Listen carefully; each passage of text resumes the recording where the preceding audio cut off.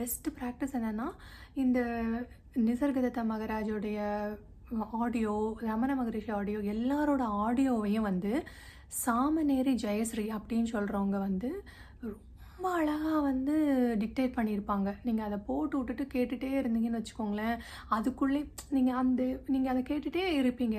ஆனால் வந்து நீங்கள் அதில் தான் இருப்பீங்க. நீங்கள் அந்த இது எப்படி சொல்கிறது, இதுதான் அதை கேட்குமே ஒழிய இது கேட்காது. இது வந்து அந்த அந்த ஆடியோவை லிசன் பண்ணிகிட்டு இருக்கும்.